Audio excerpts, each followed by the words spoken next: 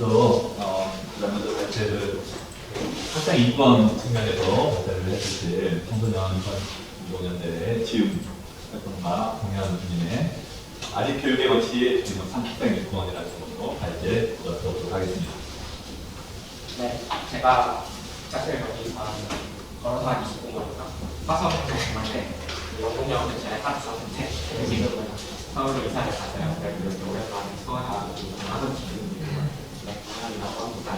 제가 이제 경기도 학생인권조례 제정 과정에서 이후에 서울 학생을 대상으로까지도 계속 같이 참여를 했어서 좀 그런 형사인권의 역사 측면에서부터 얘기를 시작을 했는데요. 어쨌건 이 학생인권 조례라는 게 이제 왜 등장했는가를 과거를 짚어보면 1990년대 중후반부터 청소년 인권운동이 등장을 하고 계속 이런 학생인권 문제를 반복해서 제기하면서 문제 해결을 해왔는데요. 근데 이제 제일 처음에 사실 이 운동에서 얘기를 하고 직접 책임을 묻고 호명한 대상은 사실 상식적으로 너무 생각이가 교육부였거든요. 교육부한테 이런 두발 자유와 조치를 해라라든지 종교 자유 보장을 위한 지침을 마련해라든지 이런 식의 요구를 계속 해왔는데 뭐 다들 아시다시피 이제 교육부에서 별로 그런 것에 의지를 보이지 않았고 계속 이제 좀 학교 자율이다라는 식으로 넘겨왔습니다. 그래서 좀 그런 상황 속에서 2005, 6년쯤에 이 학생인권을 그런 행정부가 안 하면은 사실 민주주의 사회에서 어떻게 보면 당연한 이걸로 이런 입법부를 통해서 좀 정책을 마련을 하자라는 접근을 하면서 학생인권 법이라든지 뭐 학생인권 조례라든지 이런 좀 입법적인 방식으로 제도를 만들어서 이 학생인권의 기준선을 만들고 내용을 법적으로 유효하게 하고 개선을 위한 구제를 위한 기구들을 설치하게 하자 이런 접근을 하면서 학생인권 조례가 처음으로 운동 문제가 됐고 2010년에 경기도에서 처음으로 제정이 되기까지 했습니다. 이제 경기도 학생인권 조례 제정 과정이나 그 내용을 만드는 과정 자체가 뭐 어떤 그 이전에 계속해서 축적되어 온 청소년 인권운동이 제기한 언어나 문제의식들 또 국가인권위원회 결정이라든지 뭐 판례라든지 광주에서 그 이전에 있었던 뭐 논의라든지 이런 것들이 다 반영이 돼서 경기도에서 최초의 학생인권 조례가 제정이 됐고요. 어쨌건 좀 그 의의는 어쨌건 최초로 이 청소년 인권운동이 계속해서 학생인권 문제 제기를 하면서 뭐 개별 학교 차원에서의 학례수대를 통해 학칙을 개정한다거나 이런 성과가 있었지만 좀 그 이상으로 어떤 좀 더 일반론적인 접근으로 이 제도를 바꾸고 광역 지자체라는 비교적 넓은 범위에서 좀 변화를 만들었다는 것인 것 같습니다. 그것도 이제 딱 그쯤에 2011년에 이제 학교 체벌에 관련해서도 완전한 금지는 아니었지만 이제 그때도 좀 이조 장관이었는데 학교 체벌에 관해서 시행령을 개정을 하면서 뭐 직접 체벌은 그러니까 때리는 형태의 체벌은 안 된다. 근데 이제 벌을 세우거나 기합을 주거나 이런 거는 된다. 이런 식의 굉장히 애매모호한 그런 시행령을 내놓으면서 이제 체벌에 관해서도 좀 큰 폭의 제한이 이루어지게 됐고요. 그래서 이제 그러면서 좀 이게 2010년 경기도, 뭐 11년 광주, 12년 서울, 13년 전북 이렇게 총 4개 지역에서 학생인권 조례가 2010년대 초반에 제정이 되고 체벌 금지가 어느 정도 되면서 좀 학교의 변화가 이제 비로소 시작됐다고 할 수 있는데요. 그래서 이제 그 이후로 2010년대 동안은 계속해서 좀 학생인권 개선을 위해서 조금씩 노력을 하고 또 학생인권 조례의 어떤 정착을 위해서 정착이나 확대를 위한 이 추진이 여러 지역에서 계속해서 전개되는 과정이었습니다. 하지만 2023년 오늘날 유권 회복이나 동성애에 대한 차별 이런 걸 외치면서 좀 학생인권조례를 흡수시키려는 움직임은 좀 더욱 거세지고 있는 상황이고 교육부에서도 또 굉장히 대놓고 이 학생인권 조례 때문에 뭐 교육이 중단됐다 이런 식의 얘기를 하면서 적극 박차를 가하고 있고 또 이제 지금 여기 이제 인테이 경기도 교육감 같은 경우에도 뭐 학생인권 조례를 학생 권리와 책임에 대한 점을 바꾸겠다고 하면서 이제 뭐 인권 조항이라든지 구제 절차 이런 것들을 후퇴시킨 안을 내놓은 상황이고요. 또 이제 어떤 교사 집단이나 한국 사회 전반에서 좀 어떤 교권 추락에 대해서 공감하는 그런 그 반응이 커지면서 이 학생인권에 대한 관망도 더욱 호락했고 있습니다. 그래서 좀 이제 뭐 여기서는 뭐 이런 인테이 교육감의 뭐 조례 아니라는 이런 걸 검토하기보다는 좀 과연 학생인권 조례 이후에 학생인권이 정말로 이제 통념처럼 지나치게 보장된다 할 수 있는가, 또 이제 학생인권 조례가 어떤 것을 개선했고 어떤 것은 개선하지 못했나, 또 이제 현재 학생인권을 둘러싸고 있는 어떤 장벽이 뭔가를 좀 간단히 짚어보는 걸로 좀 견제를 하려고 합니다.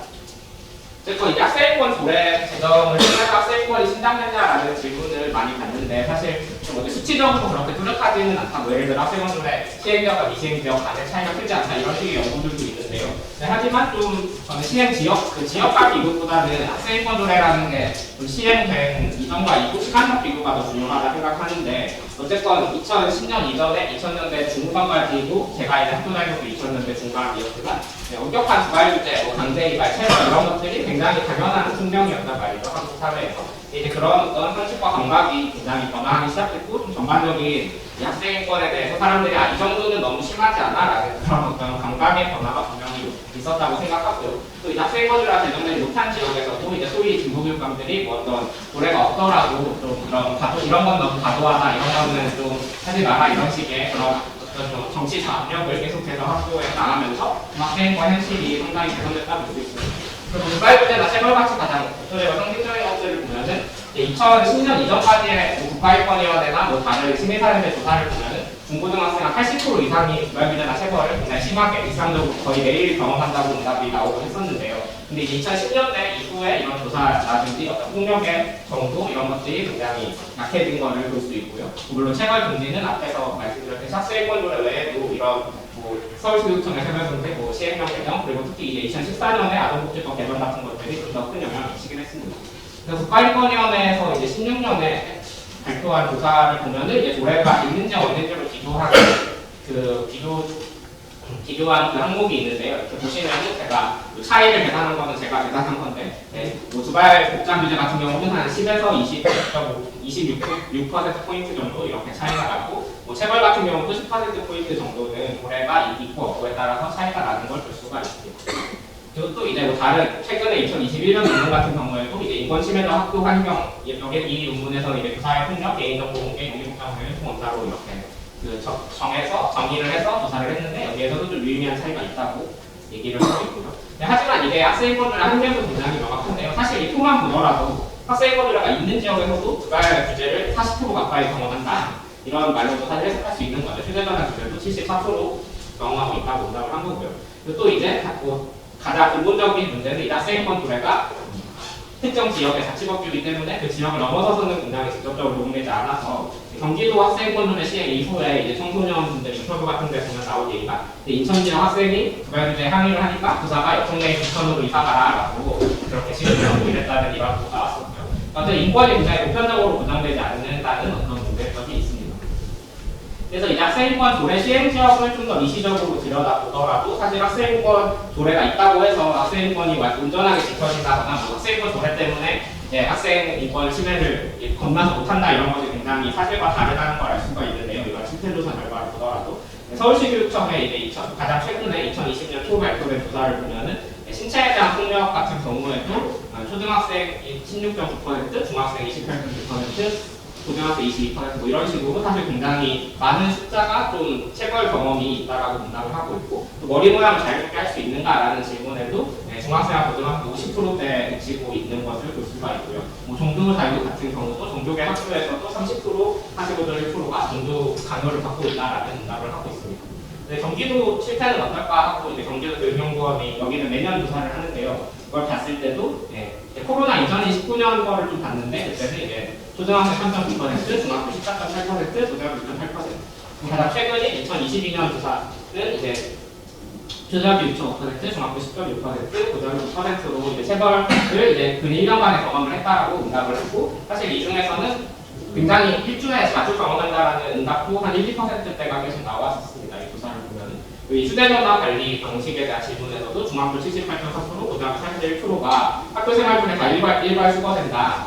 그리고 이제 여기에 더해서 교실 수업 중에 전부 일괄 수거라든지 아니면 아예 소지가 등하교 때도 금지된다라는 응답도 있어서 사실 거의 과반이 이 중고등학교에서는 과반이 휴대전화 관련해서 학생분들과 제시한 어떤 기준이 좀 준수되지 않고 있었고요.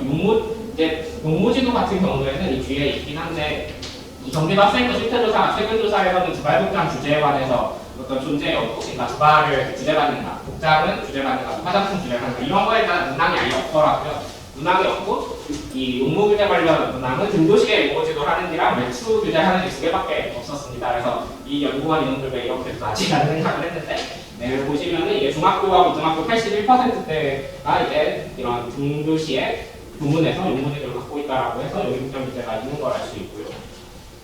그래서 사실 두발복장 규제 말고도 방과후학교나 보충자율학습 강요를 받는지, 동교수업 강요가 있는지에 관한 문항도 아예 없어서 좀 조사 항목에 좀 문제가 많다고 생각이 들고, 이제 같이 활동하는 경기도 지역 다른 고등학생 활동가 같은 경우에는 이 실태조사가 어쨌든 교육청이 이렇게 교육청을 통해서 교사들을 통해서 이루어지기 때문에 조사 교실을 보느라 조금 분단 왜곡될 가능성이 있다고 생각한다 자기도 조사 응해봤지만 뭐 이런 얘기도 했습니다. 근데 뭐 그 부분은 사실 교육청의 조사가 가질 수밖에 없는 근본적인 결합이라 좀 감안을 해야 되는 것 같고요. 이제 21년 12월에 이제 그 경기도지역 학생이 언론에 기고한 칼럼에서도 코로나19 시기에 마스크 색깔을 주제하는 그런 학교 규정을 신설한 학교의 사례라든지 뭐 연애 주제, 뭐 어떤 교사의 차별 혐오행위 같은 경험들이 담겨 있어서 사실 이 학생인권 조례 시행 이후 10년이 넘게 지났지만 경기도 지역에서도 이게 어떤 억압과 규제의 정도가 완화되고 빈도가 줄어든 것이지 굉장히 어떤 민주적 인권적 원칙이 뿌리내리도록 완전히 바뀌었다고 평하기는 어려움을 알 수가 있고요. 뭐 이런 거죠. 뭐 주말 규제 같은 경우에는 이제 예전에는 막 옆머리가 뒤에 덮기만 해도 잡았다면 남학생의 경우에 지금은 그 정도로 잡지는 않지만 여전히 뭐 염색이라든지 뭐 파마라든지 이런 건 안 된다든지 이런 식의 그런 규정이 완화된 것이지 어떤 뭐 마스크 색깔 규제 이런 거에서 알 수 있듯이 굉장히 자의적이고 이상한 규제나 억압, 단속 이런 것들이 충분히 이루어질 수 있는 환경에 여전히 있다는 것을 알 수 있습니다. 그래서 좀 최근 벌어지고 있는 학생인권 조례 폐지나 후퇴 움직임이 물론 이제 이런 인권에 대한 무지나 오해나 차별의식이나 극우적인 신념 이런 것들에 추동되고 있지만 또 한편으로는 학생인권 조례의 한계에 의해서 좀 일어나는 문제라는 생각도 듭니다. 학생인권 조례에 의한 학생인권 신장 증명이 있었지만 이런 어떤 특정 지역이나 특정 교육감의 문제로 여겨지거나 굉장히 좀 정치적인 예를 들어 진보교육감의 이런 것이다라는 식으로 어떤 정치적 그 진영 싸움의 대상이 된 이 지역이나 또는 학생인권 얼러라 학교에 가는 것 자체가 행운이거나 또는 예를 원성의 대상이거나 그런 걸 싫어하는 사람들에게 이런 식으로 어떤 보편적 원칙이 되는 게 아니라 굉장히 특정한 지역, 특정한 학교, 특정한 교육감의 것이라는 식으로 계속해서 이 위치 지워졌던 거죠. 그게 사실은 좀 학교 현장에서 굉장히 분란의 씨앗처럼 여겨지기도 합니다.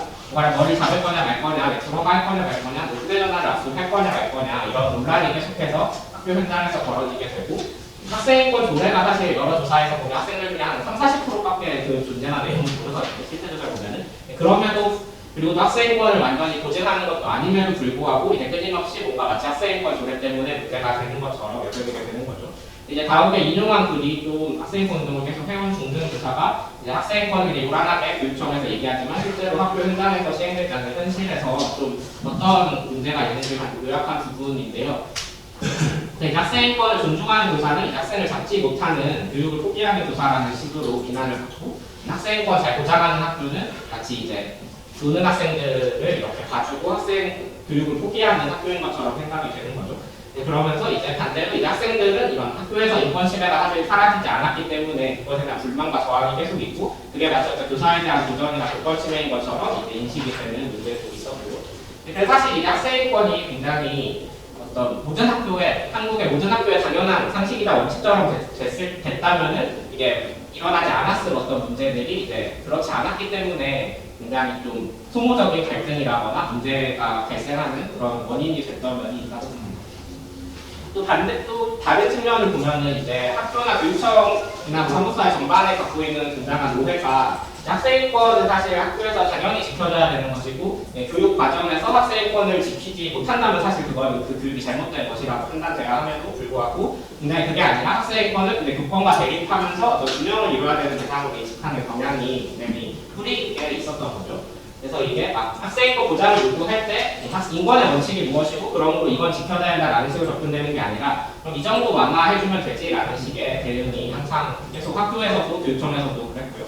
학생인권 침해 문제에 구제를 요청하거나 이 민원을 제기했을 때도 사실 대부분 교육청들이 자기들이 학생인권 보장에 의무를 가진 기관이라는 인식을 갖고 대응하는 게 아니라 학생인권 문제와 어떤 교권 내지는 학교 사이를 중재하고 균형을 잡는 것을 역할로 여기는 걸 굉장히 많이 바꿀 수가 있었습니다. 뭐 예를 들어 소지품 검사 문제에 대해서 경기도 교육청 학생공학에 제기를 했는데 소지품 검사 이거는 이건 침해고 이렇게 개선돼야 한다 이런 식의 결정을 하는 게 아니라 뭐 학생이 이렇게 문제를 제기했는데 이제 학교에서 이런 이유로 한 거고 그래서 뭐 학생은 이런 걸 이해해주고 학교는 앞으로 이렇게는 하지 말고 이런 어떤 굉장히 중재나 이런 균형을 잡는 문제처럼 접근을 해왔다는 거죠. 그리고 이런 잘못된 좀 접근이나 역사 속에서 어떤 교사들이 겪는 어려움이 사회적 이슈가 되니까 이게 교사가 힘들다고 하니까 학생인권을 후퇴시켜서 교사들이 편하게 해준다라는 식의 이상한 대응이 나오게 됐다고 생각을 하고요. 사실 만약에 어떤 교권이라는 게 학생인권과 대립하는 것으로 존재한다면 그러면 사실 교권력이 폐지돼야 되는 거죠. 그런 교권이 만약에 있다면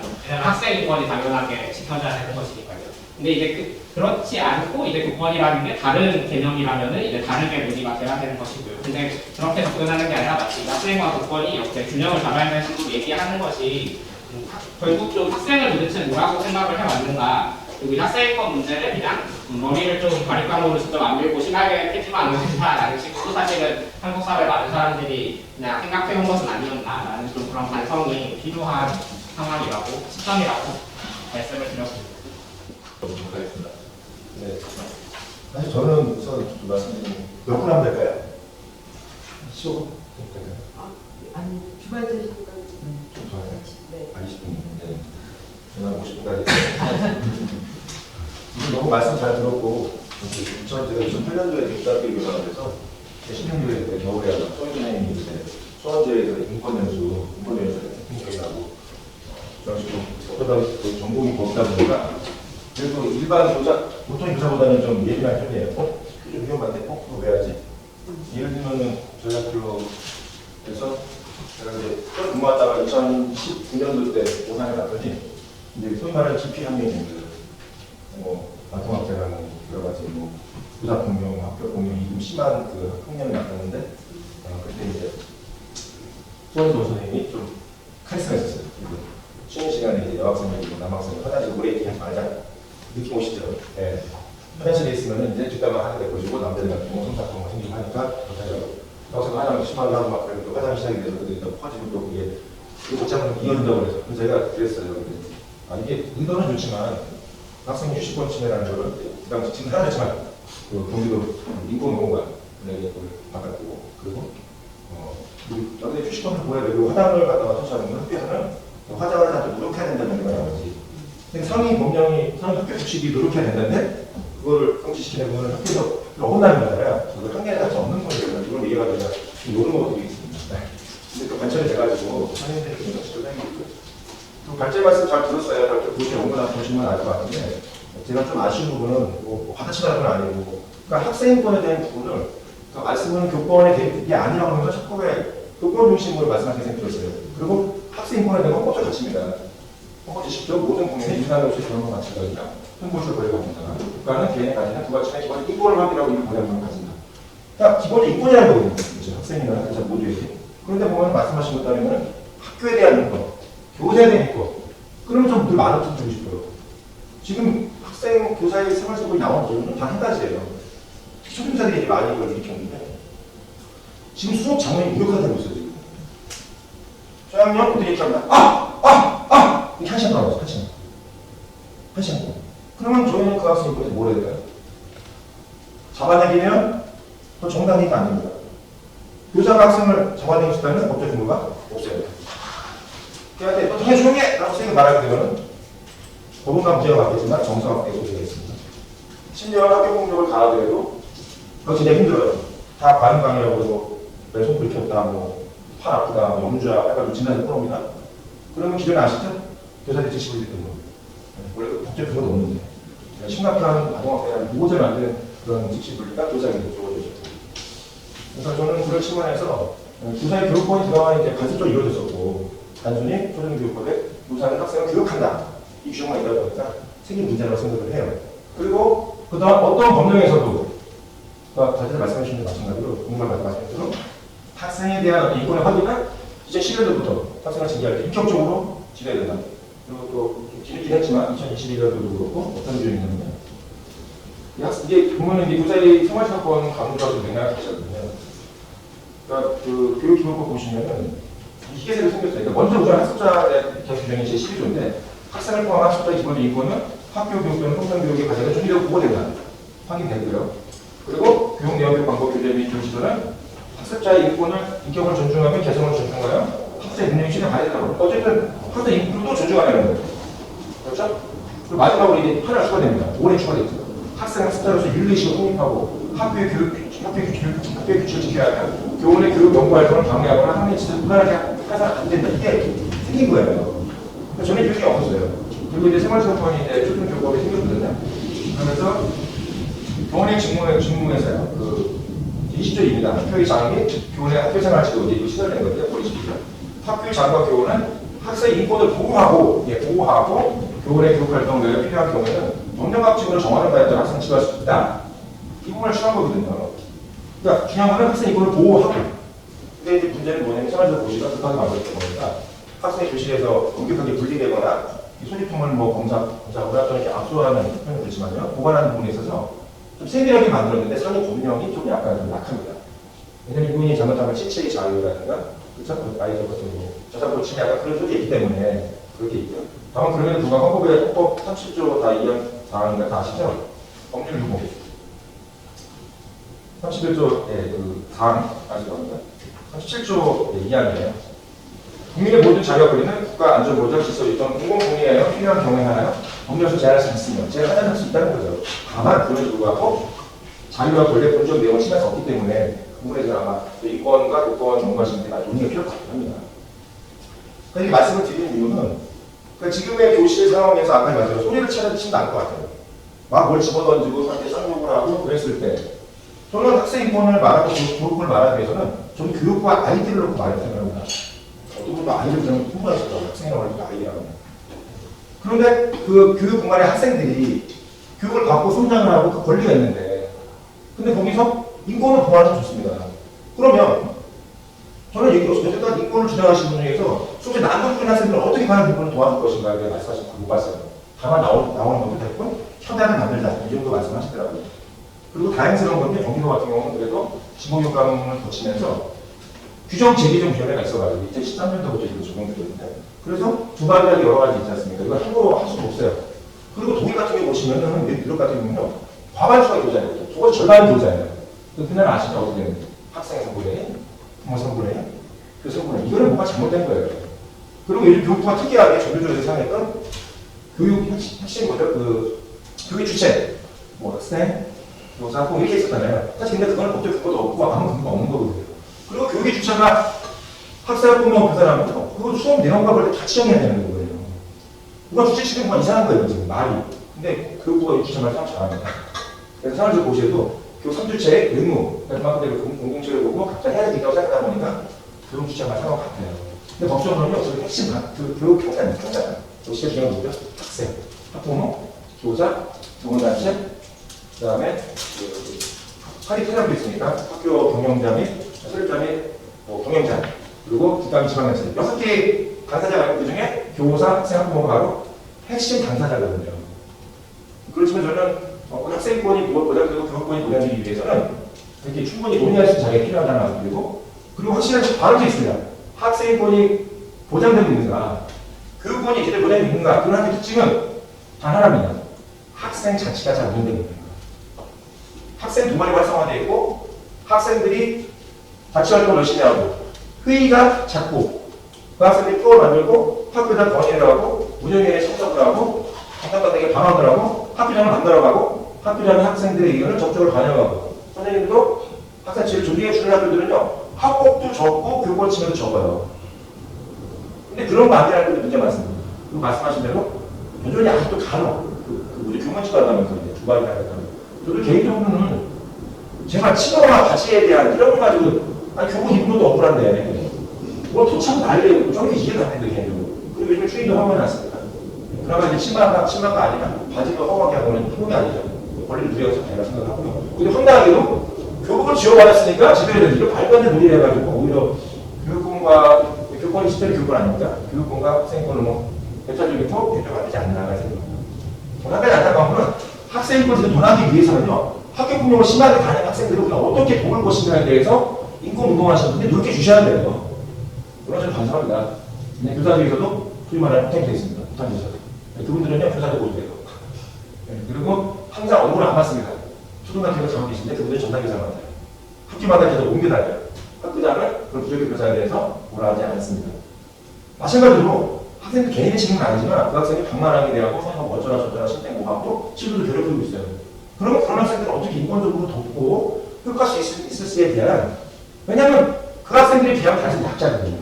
그리고 그런 강력한 어떤 범죄 수준의 그 교내 있는 학생들에게 젊은 교사 특히 선생님들 약자고요. 그리고 선생님들도 지금 뉴스많이 보셔도 알겠지만 학부모, 악성 민원을 제기하는 학부모 그리고 때로는 지역 주민 이런 분들한테는 이분들이 약자세요. 근데 이런 분들에 대한 인권에 대해서 너무 적지 않나 그런 측면에서 또 교사 인권 운동하시는 분들, 또 학생 인권하시는 분들이 왜냐하면 인권이라고 저들이 뭘 전제라고 할까요? 힘의 불균형을 전제라고 했습니다. 권력을 가진 자가 가지 못하는 것, 권한을 가진 자가 권한을 가지 못한 자를 전제라고 했습니다.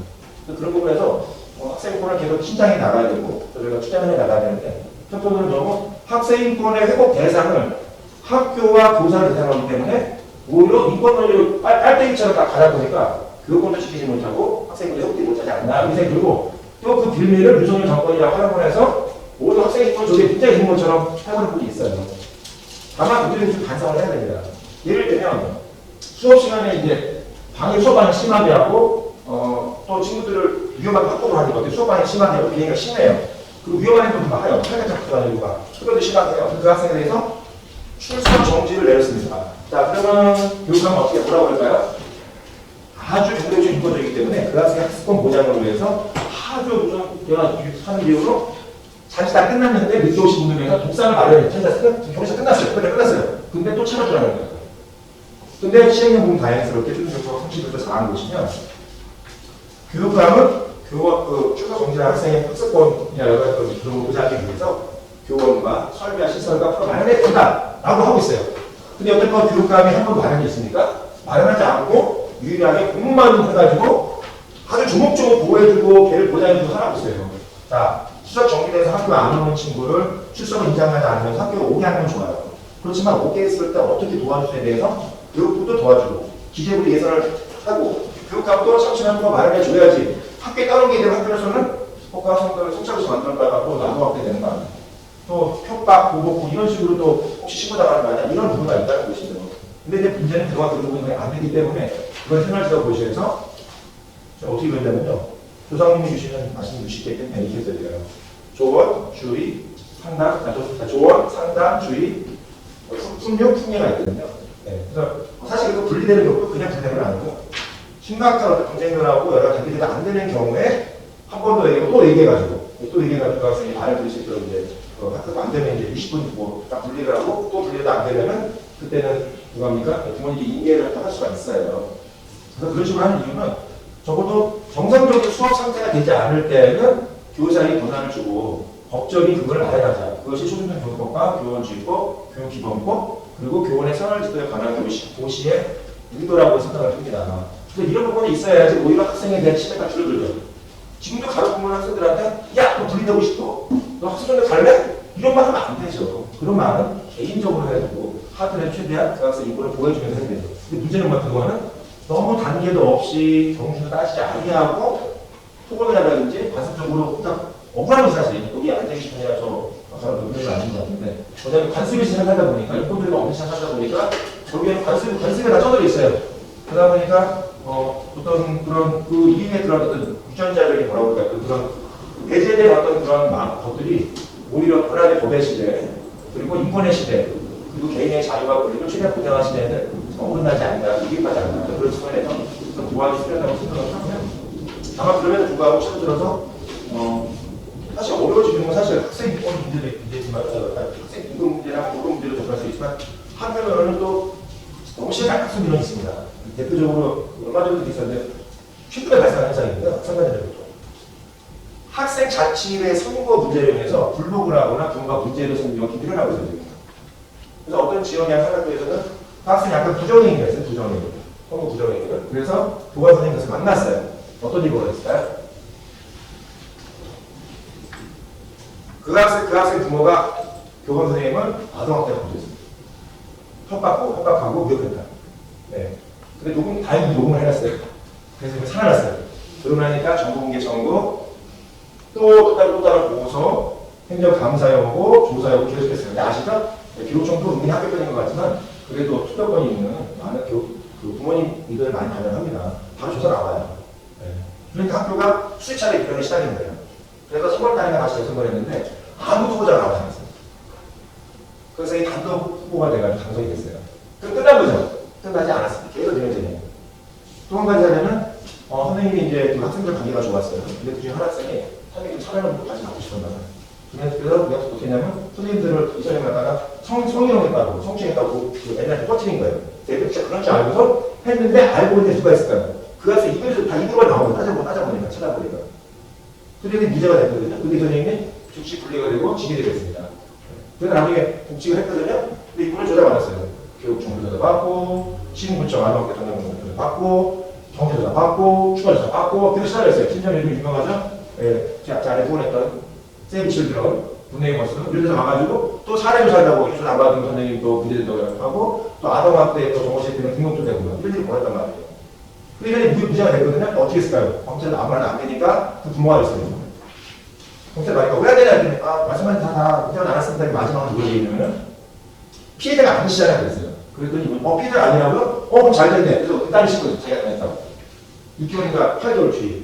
이분 다시 또 지게 돼가지고 시달리는 게 요즘에 교사의 현실입니다. 그래서 어떻게 보면은 저는 사실 일들이 싸움이라고 느끼긴 하지만 어떤 학생을 너무 어떤 주호민 그 작가의 자녀라든지 또는 학생의 어떤 문제 학생들을 아무 말이 안 하겠어요. 사실 그 학생들 보면은 가정 형편이라든가 여러 가지 주변에 좋은 교사 또는 좋은 교장 다른 못 만나서 그런 좀 있다고 봐요. 근데 그런 좋은 환경이나 문화 자원 없이 했을 때 학교가 무엇을 해야 되는가? 국가는 무엇을 해야 되는가? 교육청 무엇을 해야 되는가? 묻지 않을 수가 없고요. 또한 그런 측면에서 좀 어떻게든 그게 쉽지 않지만 학교 안에서 또 협약을 맺고 그래서 대화를 하고 혼자 됐으면 되게 좋겠다 이런 마음이 들고요. 그리고 최근 들어서 반가운 것은 조례가 아니라 법 조문 안에서 제가 학생에 대한 인권 내용을 본 것만 해도 10번 읽은 것 같아요. 쫙 조문만 다 들어있습니다. 심지어는 교육권을 보장한다고 할지라도 교육감에서 반드시 학생 인권을 존중하고 학생 인권을 확인하고 학생 인권을 보장하고 이런 식으로 법적인 게 나와 있어요. 그런 측면에서 저희 학교에서도 교사도 학생도 학부모도 교사 인권과 학생의 인권을 강조하고 확인하고 또 너무 어떤 학생 인권을 너무 적대시하거나 반대로 교육권을 가지고 적대시하는 이런 문화 자체가 오히려 교사의 교권이 있고 학생의 인권이 있는데 이런 공동의 인권, 한 인간의 인권을 너무 편협하게 내지는 축소시켜서 어렵게 하지 않나. 그러니까 다르게 말하면 나의 권리를 실현은 상대방을 비판한 것일 수 있지만 상대에 대한 비판이 아니라 우리가 함께 토대로 삼고 있는 인권을 중심으로 논의하게 될 때 저는 교육권과 학생들 협력법이고요. 그런 측면에서 저는 교권이라는 말을 제대로 좋았으면 좋겠다.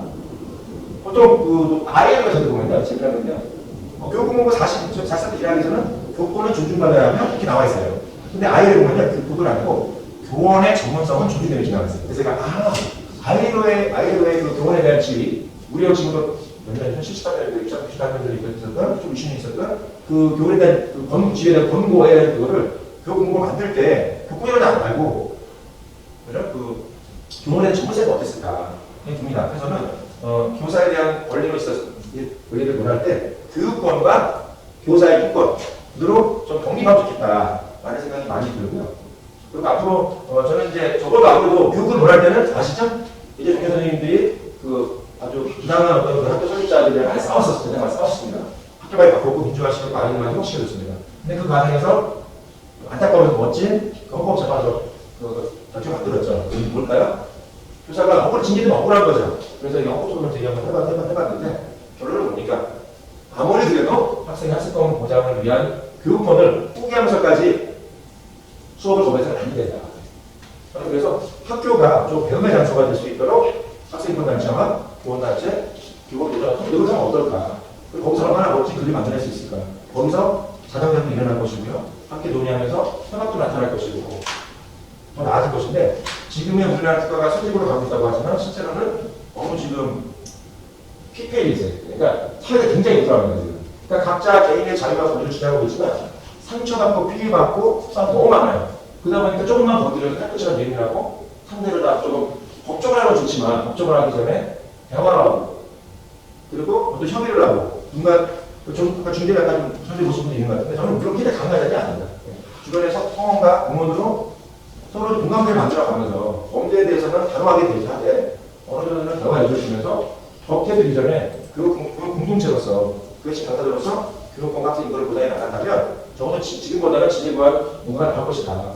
오늘 지금같이 암울한 국가 상황에서 학생 교육권이 그리고 교사의 인권이 정될 수 있을 거다. 네, 최영대표 위원입니다.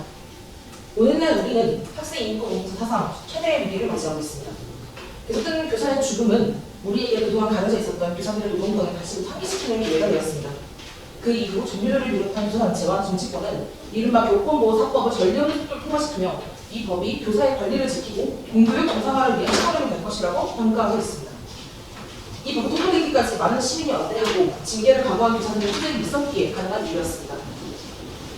그러나 우리는 이 한가운의 이면에 학생 인권을 향한 작은 탄압과 약화 시도가 있었음을 이제 현실로 마주하고 있습니다. 우리는 트위터나 SNS에서 학생들이 자신의 학교 내 안전을 걸고 증거를 모으고 문제되는 어린이들을 기억하여 일제히 스쿨미투 진행된 날들을 기억하고 있습니다. 그러나 그 스쿨미투 이후 가해자들 75%가 다시 그 단어를 복귀하고 학생을 만나고 수업을 진행한다는 사실은 아마 많은 분들이 알지 못하셨을 수도 있습니다. 이 거대한 고발과 2차 가해의 흐름이 진행된 지 얼마 되지 않아서 이제는 무분별한 아동 학대가 많으니 정당한 교육 활동 중 아동한테는 중대화심이 없으면 면책하겠다고 하고 있습니다. 고발과 신고를 해도 가해자가 면책될 뿐인 학교 현장에서 교육 주체들은 도대체 무엇을 신뢰할 수 있겠습니까? 물론 아동학대 허위 신고는 허위 신고 후에 있을 다른 학대 피해자들을 위해서도 분명히 지지되고 조치되어야만 합니다. 그러나 조치를 하겠다고 들고 온 방법이 이제 중대인들 관심 없으면 아동학대 취업 안 하고 이라면 이는 112 장난전화가 많다고 해서 112 신고 창구를 잘 내버리는 거나 다름이 없다고 생각합니다. 법률에 앞서 교육부는 더욱 참신하고 속된 말로 신박한 탄압으로 우리를 막아주고 있습니다. 교육부는 교권보호 사법 통과되기도 전에 학생생활 지도에 대한 고시를 통해 교권을 강화하게 얻었습니다. 그러나 이 고시 안에는 학생인권 조례와 꼭 충돌할 여러 인권 침해 조항들이 우리를 기다리고 있습니다. 학생의 유해 복장과 전자기기 사용 규제하는 조항, 학생에게 성추행하는 글쓰기 같은 처벌을 부과할 수 있는 조항, 학생의 소식 물품을 조사할 수 있는 조항 모두 기존의 학생인권 조례에서 이루어진 성과들을 무력화시키는 조항입니다. 그러나 우리가 정말 중요하게 보아야 할 조항은 전자기기 사용 규제 조항과 무단 도취 시 고발 조치까지 할 수 있다는 고시 해석입니다. 학생인권 침해 사례 중 상당수는 증거를 직접 추적하기가 어렵습니다. 여러 이유가 있겠습니다만 가장 큰 이유는 증거를 수집할 수 있는 기기의 사용이 극도로 제한되었다는 것에 있습니다. 이런 상황에서 학생인권 조례에서도 전자기기에 대한 사용 규제가 풀어졌다는 것은 그만큼 학생인권 침해 사례에 대한 증거 수집도 더욱 가능해졌다는 것을 의미했습니다. 그러나 이번 고시를 통해 교육부는 전자기기 사용도 증거 수집을 위해 녹취도 금지함으로써 학생인권 침해 사례를 공론화할 수 있는 큰 수단 중 하나를 찾아가는 결과를 만들어버리고 말았습니다. 중요한 지점은 이 조항이 아동학대 면책 조항과 만나면 벌어질 인권 침해 시너지를 감히 간조차 할 수 없다는 것에 있습니다. 이 사례가 정당한 교육 활동을 안에서 벌어졌는지 아닌지에 대한 증명을 피의사자가 해야 하는 상황 속에서 증거 수집을 위한 기기 사용과 녹취와 규제하고 금지하겠다는 것은 학내 아동학대 사례 중 아동학대 의심 사례 중 상당수를 면책해버릴 수밖에 없는 결과를 만들게 될 것입니다. 그랬을 때 피당사자에게 가해진 2차 가해는 상상할 수 없을 뿐더러 스쿨미투 같은 내부 공론화의 길은 더욱 요원해질 것입니다. 그렇다면 학생은 학교 현장 안에서 피해 상황을 해결할 수 있다는 신뢰가 사라지고 이는 학교 현장에 다시 민원과 사법화가 반복될 가능성이 있습니다. 교육 주체 모두는 오직 교사의 통제권 회복을 위해 이 모든 악재를 감당할 자신이 있습니까? 라고 우리는 교육부의 고시 앞에 이 부분을 반문해야 한다고 생각합니다. 이런 혼란한 상황 속 인태의 교육감은 기어이 학생인권 조례의 전면적 개정을 강행하고 있습니다. 조례 이름부터 경기도 학생의 권리와 책임에 관한 조례인 이번 조례 개정안은 사실상 조례 개정이 아닌 폐지를 목표로 한 아닙니다. 경기도교육청은 이번 개정안으로 학생인권과 교권의 조화를 이루겠다고 말하고 있지만 실상은 학생인권을 줄이고 교사의 권도 통제권을 되찾겠다는 목적이 있습니다. 개정안의 내용도 학생과 학부모와의 책무를 조례에 신설하고 학생을 통제할 수 있는 다양한 방법을 새로 추가하는데 겉으로는 교육 주체들의 사업 존중을 강조하고 있으나 실제 개정안의 내용을 분석해보면 학생 인권을 철저히 굴복시키겠다는 내용들로 구성되어 있는 것이 현실입니다. 총체적으로 아름다운 개정안들 속에서도 그전의 성과를 가장 퇴보하는 조항은 차별받지 않는 권리를 규정하는 제5조 1항입니다. 개정안 제5조 1항에서는 대한 학생은 대한민국 헌법 유엔 아동에 관한 아동의 권리에 대한 선언 교육기본법에 따라 정당한 사유 없이 차별받지 않는 권리를 가진다라고 명시되고 있습니다. 이건 너무나 자의적인과 동시에 각 학교의 학칙에 판단 기준을 상당수를 위탁하고 있는 개정안 조항들의 특성상 소수적 혐오적인 내용이 학칙에 명시되어 있기만 하다면 이 자체가 정당한 사유가 되어 차별의 기준을 적용할 가능성이 충분하다고 생각합니다. 특히 특정 종교에서 설립하거나 운영하고 있는 학교 중에서 동성 간의 교제나 동성 간 원고 발언 금지 등 소수자 혐오적 학칙들을 명시하는 경우가 있는 편인데 이번 개정안이 통과된다면 이 기준 자체가 하나의 차별의 기제가 되고 이 학칙 자체가 차별의 기조가 되어 소수자 학생들의 안전과 조건이 심각하게 침해될 수 있습니다. 교권보호사법, 교육부의 생활시도 고시, 이 학생인권 조례 모두 들어가 있는 기본적인 조항이 학생인이 지금 부른 혹은 수업 방해 행위 시 학생을 수업 행사에서 병량이 시킬 수 있다는 조항입니다. 부당한 지도 정치에 대한 항의도 사령장이 입시 정책 체제에서 휴식을 취하면서 졸아버린 것도 혹은 진정 수업 방해할 목적으로 하는 행위도 모두 한데 묶어서 수업에서 배제하고자 하는 것입니다. 이 모두가 한데 묶여서 수업 행사에서 배제하는 게 정말 말 그대로 수업권에 침해당하는 것이 정말로 옳습니다. 이번 분리에 대한 시도가 끊이지 않았으나 결국 학생을 동등한 주체를 보지 못한 경기가 효용이 없다는 것이 증명되고 있는 상황임을 말입니다. 이번 세 규정 모두 학생을 아랫 사람이라고 규정하고 학생에게는 교사의 통제가 가능하다는 인식이 전제되어 있습니다. 교사에게 교육을 받는 주체라는 학생의 정체성이 통제와 배제의 이유가 될 수는 없습니다. 정말로 학생 인권이 교사와 변론을 같이 갈 수 있다면 그리고 마땅히 그래야 한다면 교사가 학생보다 마땅히 위에 서야 한다는 정책으로 바꿔나가야 합니다. 우리에게는 근본적으로 교권 프레임에 대한 근본적인 고착과 해체가 필요합니다. 교사가 학교 현장에서 안전하고 존엄하게 노동할 권리는 교권이라는 단어 쓰지 않더라도 충분히 설명할 수 있습니다. 오히려 교사의 폭력과 통제까지 용납할 수 있다는 교권으로는 더 이상 교육 주체로서 평등한 권리를 설명할 수 없습니다. 교사의 권리를 강화해야 한다면 교사의 통제와 권위를 강화하는 것이 아니라 교사의 평등권을 보장하는 형태여야 합니다. 교사의 노동 정치적 기본권과 교권을 한데 묶어서 마치 교권을 반대하면 교사의 노동권도 반대한다는 것처럼 만들어지는 프레임으로는 교사들의 노동권도 학생 인권도 모두 바닥에 깔릴 뿐입니다. 끊임없는 갈등으로 서로의 성사에 방해가 될 것이기 때문입니다. 그러나 이번 정부를 통해 교육 주체들 사이에서는 교육의 권력의 편차, 특히 발언권의 편차가 극심한 것만 확인되고 있습니다. 교권보호 사업을 추진했던 교화단체들과 정치권도, 생활시도 없이 가능한 교육부도, 학생 인권 조례를 개정 시도하는 입지조차도 학생 인권과 교권의 상호 존중과 조화를 말하지만 점점 이 세 구조를 만들고 강행할 때 다른 교육 주체들의 입장과 목소리가 정식적으로 발현된 적은 없습니다. 그리고 그 결과는 지금 우리 앞에 우려와 규탄을 나타나고 있는 이 규정들입니다. 심각한 수준의 후퇴를 눈앞에 두고 우리는 무엇으로 상호 존중을 이야기할 수 있겠습니까? 상호 존중과 조화는 동등한 입장에서의 긴밀한 합의에 근거합니다. 과연 우리 교육 주체들이 정말 동등한 입장인지, 교육 현장과 사회 전반에서 발언권을 비롯한 권력의 편차가 존재하지 않는지, 존재한다면 이를 어떻게 좁혀나갈 수 있을지에 대해서 끊임없이 고민해야 하는데 지금의 우리가 이를 과연 고려하며 전국 헤쳐나가고 있는지 스스로 반문하고 있습니다. 학교 안의 권력관계에서 약자로 물리는 사람들, 특히 교육 현장 안에서 더 발언권이 독탈당하거나 존재하지 않을 수 있는 성소수자, 여성, 장애인 등 학교 안 소수자들의 안전한 발언권을 확보할 수 있는 세계적 조치가 기반하지 않고서는 학생 인권과 교사의 권리 사이에, 교육 주체들 사이에 평화가 없을 것입니다. 말로나 시에서는 조화를 입에 올리던 기존 기득권들과는 근본적으로 달라진 것을 우리 스스로 증명합시다. 이상입니다. 네. 청소년 질문. 이제 선생님께 시작하도록 하겠습니다. 인테리 교육감이 들어서 1년이 넘게 시간이 흘렀습니다. 방송정책 인테리 교육감은 자유유기형 미래를 강조하였습니다. 과연 그동안 어떤 방향으로 우리의 교육 환경이 바뀌었는지 살펴볼 필요가 있습니다.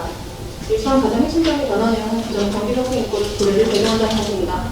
경기도 교육청은 지난달 보도자료를 통해 경기도 학생인권 조례 개정안을 마련한다고 밝혔습니다. 주요 내용은 학생의 학습권과 교원의 교육활동 보호와 책임 강화입니다. 또한 개정안에서는 자유와 권리의 한계, 책임, 학생 보호도 책임과는 상발전제 분들이 그런 조항 등이 포함되어 있습니다. 문제는 인권이 사라지고 책임을 더 강조하게 할 것입니다. 학생 인권조례는 2010년 경기도에서 가장 먼저 제정되고 전국적으로 확산될 만큼 청소년 인권 보장이라는 개념을 우리 사회에 전파한 기본적인 조례입니다. 그러나 이번 개정안은 그동안 체벌과 주발부재 등의 인권 침해로부터 청소년을 지켜왔던 지난 역사를 과거로 돌리고 있습니다. 명칭에서부터 학생의 권리와 책임에 대한 조례를 바꾸며 인권이란 단어를 지었습니다. 또 제5조 1항의 성별, 인종, 나이, 장애, 인종, 성적 지향 등을 이유로 정당한 사유 없이 차별받지 않을 권리를 갖는다는 이런 내용이 정당한 사유 없이 차별받지 않을 권리를 갖는다 라고 수정되면서 판단을 모호하게 만들었습니다. 심지어 선발전제를 허용하게 되었는데 학생의 인권을 보호하고 교원의 교육활동을 위하여 필요한 경우에는 법령과 학습기 정하는 바에 따라 조언, 상담, 주의, 훈련, 핑계, 조사, 모의 등의 방법으로 학생을 교육할 수 있다고 명시되어 있습니다. 상호의 전제를 허용하게 되면 과거처럼 직접적인 체벌이 아니어도 과도한 스포츠, 오리걸음, 수영하다 초반 등 체벌 등 확정하기 어려운 신체 학대나 정책 학대가 발생될 가능성이 큽니다. 사실 인테리 교육감은 취임 이전부터 학생인권 조례 개정을 공약으로 내걸었습니다. 그리고 결국 책임만을 강조하고 인권을 없앤 개정안을 이행하려고 합니다. 개정안이 통과되면 학생인권은 또다시 추락하게 될 것입니다. 특성화고에 다니고 있는 학생들은 특히나 학생인권 침해 사례가 많습니다. 특성화고는 대부분의 학생들이 취업을 하고서 선택합니다. 그리고 특성화고 내에서도 학생 차별은 분명히 존재합니다. 공부에 잘하거나 선생님께 또 잘하는 학생일수록 좋은 계좌이와 영향을 허가하기 때문입니다. 특성화고 내에서도 은행 특별반을 운영하여 은행, 공기업, 대기업을 준비하게 합니다. 누구나 들어갈 수 있다면 문제가 되지 않습니다. 하지만 1, 2, 3등을 대상으로 은행, 공기업, 대기업반을 만들고 이 학생들에게만 채용 도구를 알려주기도 합니다. 이런 차별이 존재하는데도 학생들은 가만히 있을 수밖에 없습니다. 선생님과 학교의 문과였다간 좋은 일자리를 소개시켜주지 않기 때문입니다. 그래서 학교 내에서 자신의 권리를 주장하는 것도 어렵습니다. 학교 실천을 할 때 한 교사가 나와 노조 의견을 실시해서 학생 중에 노동자가 과연 어딨냐라고 말하기도 했습니다. 특성화고에는 어린이 실습을 통해 노동을 하는 현장 실습생들이 있습니다. 해당 발언을 한 교사뿐만 아니라 특성화고 내에는 현장 실습생을 노동자로 보지 않는 인식이 만연합니다. 그래서 특성화고 학생은 학생으로서 노동자로서 그걸 보장받지 못하고 있습니다. 최근 서울 수도권 이외에도 각 지역의 선생님들께서 주도를 선택하시는 것이 안타깝고 황당합니다. 최근 고공적인 사고를 포함하여 특성화고 현장 실습생의 주변도 계속해서 발생했습니다. 우리는 더 이상 누구의 죽음도 발생하지 않도록 행동해야 합니다. 학생 인권도 교권도 지켜지지 않는 상황에서 둘을 갈라치게 하는 것은 말도 안 됩니다. 기득권은 정쟁의 도구로서 이 중요한 가치들을 저울질하고 있습니다. 인권은 모두에게 존재하는 것입니다. 서로를 존중하며 더불어 살아가는 사회를 만들어야 합니다. 감사합니다. 네, 전국 특성화고. 안녕하세요. 영어교양 국어공사 이정원입니다. 저는 신규 발령 이후로 주로 10년간 고등학교에서만 재직을 했습니다. 그래서 고등학교 현장에서 벌어지고 있는 생기부 문제를 중심으로 해서 교권과 학생 인권 관계를 좀 살펴보았습니다. 권리라는 것은 타자를 대상으로 하는 개념입니다. 만약에 혼자 사는 사회라면 권리라는 것도 의무라는 것도 필요가 없을 것입니다. 타자와의 관계 속에서, 사회적 관계 속에서 비장하는 것이 바로 권리 부장 요구라고 생각합니다. 교권과 학생 인권이라는 것도 그렇습니다. 교사의 교권은 상대자인 학생이나 보호자와의 관계 속에서 만들어지면서 보장받을 수 있는 것이고, 학생 인권의 문제도 학교 현장에서 학생들이 학교 및 교사를 상대로 내는 목소리입니다. 최근 학교 현장에서 이슈가 되고 있는 교권 보호의 문제와 학생 인권 보장의 문제의 원인을 탐색해보기 위해서 두 주체가 관계를 맺고 있는 학교 현장의 문제점을 고등학교 공간을 중심으로 짚어보고자 합니다.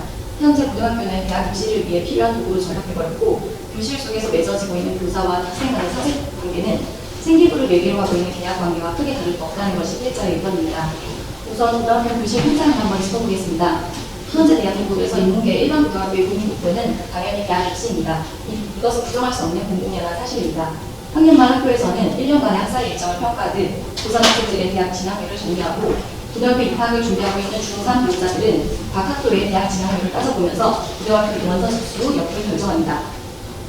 고등학교 입학의 기준은 우리의 자녀가 원하는 대학에 갈 수 있도록 해당 고등학교의 교육 과정이 아직 잘 짜여져 있는지 주로 보게 됩니다.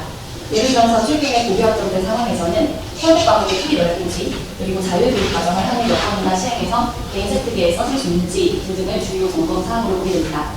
혹은 그 학교 학생들의 일반적인 학습 수준이 우리 자녀의 등급을 갖춰줄 수 있는지 등을 따져보게 됩니다. 과학부나 외고에 진학할 만한 학습 수준의 학생이 일반고를 선택해서 입학하게 되면 학생들 사이에서는 소위 양민 학살로 불리는 상황이 펼쳐지면서 등급이 간 격차가 벌어지곤 합니다. 학교의 언어 속에서 고등학교 졸업과 대학 입학은 종종 동료, 통역 통합니다. 진로 탐색 행사는 대학별 입시 전형에 혹은 학과 전공 탐색 주간 등이 치러집니다. 대학 입학을 벗어난 진로 탐색은 아예 성부터 기회를 주어지지 않습니다. 상대평가로 등급이 매겨진 학교에서 모든 학생들을 높은 등급의 대학에 보낸다는 것은 현실적으로 어불성설이지만, 대학 진학률에서 중요한 것은 학생 개개인의 인생 인물에 맞는 질적인 방향보다 양적인 수치에 있습니다. 대부분의 학생들이 자신의 성적에 맞춰서 대학을 진학하게 되는 것입니다. 실제 고3 학생들의 진학 상담의 대부분도 성적에 맞는 대학을 찾아보는 것에 많은 시간을 할애합니다. 누구나 대학을 가기 위해서 공부한다는 사실을 의심하지 않습니다. 그러다 보니까 대학 진학에 표시 없는 학생들은 이미 학교의 분위기 이상 실패되고 맙니다. 대부분의 인계방 고등학교에서 예체능 계열 대학 진학을 목표로 한 학생들을 위해서 일명 예체능 조퇴라는 것을 시행합니다. 예체능 대학 입시에서 가장 중요한 실기고사 준비를 위해서 오전 수업 이후에 학교를 조퇴하고 학원으로 향하는 것입니다. 당연히 출결 상황은 미인정 조퇴로 처리됩니다. 그렇지만 대학 진학을 위한 미인정 조퇴이므로 누적된 미인정 조퇴에 따라서 처분되어야 할 일명 선도 처분은 없습니다. 학교에서의 교육활동에 제대로 참여하지 않는 무기한 미인정 조퇴에 대한 교육적 지도도 없습니다. 되려 예체능 진학 준비를 하고 있는 학생 같은 경우는 고3 한 학기가 채 지나기도 전에 미인정 조퇴를 당연하다는 데 요구합니다. 일반계 고등학교에서 예체능 대학의 실기 지도를 갖춰줄 수 있느냐며 미인정 조퇴를 요구하는 상황에서 교사의 생활 지도가 개입할 여지는 없습니다. 출결 상황이 비교에 반영되지 않기 때문에 학생들은 미인정 조퇴가 몇 달씩 많이 쌓여도 크게 개의치 않습니다. 현재까지 발표된 2024년 대입 전형을 살펴보면 비수도권을 모두 포함하여 전국 대학교에서의 수시 모집 비율은 8%를 넘습니다. 이것이 수도권 기준으로 하면 64%가 됩니다. 내신 등급에서 치열한 경쟁을 할 수밖에 없는 소수 특목고나 과학고 등에서만 정시를 준비하는 것이고 대부분의 일반계 고등학교에서는 수시 전형을 준비합니다. 문제는 이 수시 원서에 반영되는 내신 성적이 3학년 1학기까지의 국가 등급과 생기부 내용이라는 것입니다. 3학년 2학기의 성적은 당해년도 대입 전형에는 영향을 미치지 않습니다. 그러다 보니까 2학기의 3학년 교실은 교권, 학습권, 생활지도 모두가 분개된 모습입니다. 수업 시간에 학습 거부는 물론이고 2학기에 시행되는 모든 수행평가, 스필고사에 성실하게 응시한 학생들은 거의 없습니다. 오죽하면 스필고사 시험 기간에 시험지는 쳐다도 보지 않고 OMR까지 다 봤지만 막형만 해서 내는 학생이 더 속출합니다.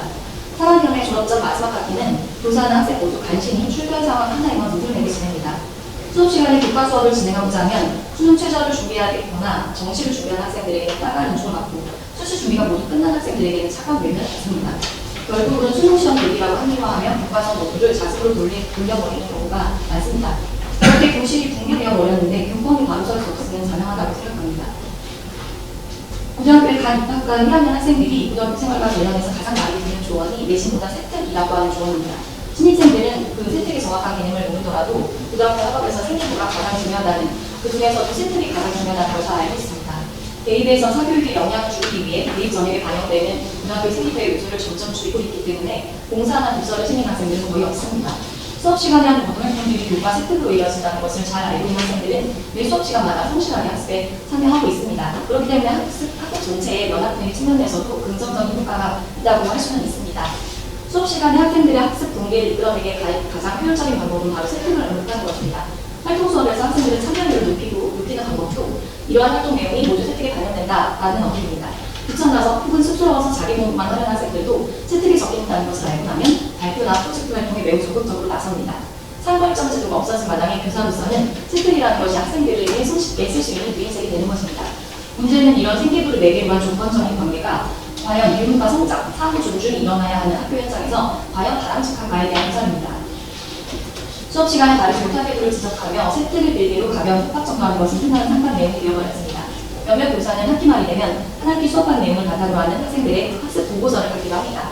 이것은 교육부가 권고하는 생기부 기재 금지 원칙에서 일명 셀프 생기부라고 하는 것에 해당되는 것은 아니지만 학생들의 학습에서 가장 중요한 것이 세특이라고 생각하는 현상을 더욱 공고하게 만듭니다. 그리고 그러한 학생들의 눈에 보여주는 교사는 자신의 대학 입시에서 필요한 생기부, 그 중에서도 세특을 써주는 사람일 뿐입니다. 학기 초에 담임배정에서 학부모 및 학생들이 선호하는 담임서 대응이 젊은 여자 국어 선생님이라는 수업에 대한 경우 많이 있습니다. 학생과 교사가 생기부를 매개로 계약관계를 맺어주는 3월 학기 초의 풍경으로 더 선명히 보여집니다. 당일 연도가 지나면 학생들은 생기부의 세특 내용을 열람할 수 있습니다. 이때는 생기부 정정 시기와 맞물려 세특 내용에 대한 민원이 종종 들려오긴 합니다. 또한 작년 제외한 학생들 만났을 때 흔히 듣는 인사는 세특 잘 써주셔서 감사하다이고 뒤에서 종종 들리는 뒷담화는 저 쌤이 내 세특을 이렇게 망쳐놓았다, 대학 벌써 못 넘겠다, 이런 이야기들입니다. 교사가 더 이상 학생들의 교훈과 함께 서는 사람이 아닌 생기부 써주는 사람으로 전락하였는데 교권을 어느 정도로 논의해야 할지 자괴감이 드는 시점입니다. 이러한 교사와 학생 간의 관계가 끝나는 것이 바로 위에서 언급한 3학년 2학기입니다. 대입 전형에 관련되는 기간, 즉 생기부 작성에서 중요한 기간이 끝난 이후로 교사와 학생 간의 관계는 매우 위태롭습니다. 학생은 더 이상 교사에게 수업 시간에 잘 들을 필요가 없으므로 그간의 모든 학습 동기가 사라져버립니다. 교사와 학생의 관계를 매개하는 것이 생기부라는 관습입니다. 고3 교무실에서는 그동안 수업 시간마다 성실하게 열심히 수업에 참여했던 모범적인 학생들이 2학기만 되면 180도 전환을 내신감을 토로하는 교사들도 많습니다. 12년 동안 공교육에서 오로지 대인만을 나오며 공부만 하던 학생들이 안타깝게 보이면서도 한편으로는 교사로서의 자존감이 무너지는 씁쓸한 상황입니다. 교권과 학생 인권은 분명 재구성되어 있는 아닙니다. 교육 현장에서 중요한 주 주체의 권익을 함께 논하는 것은 중요한 학교이지만 그럼에도 이 둘을 상충하는 논리로 프레임을 씌우는 것은 저급한 정치적 성공입니다. 또한 학생 인권 조례로 인해 학생 인권이 신장되어 온 것은 앞으로도 지향해야 할 방향임이 분명합니다.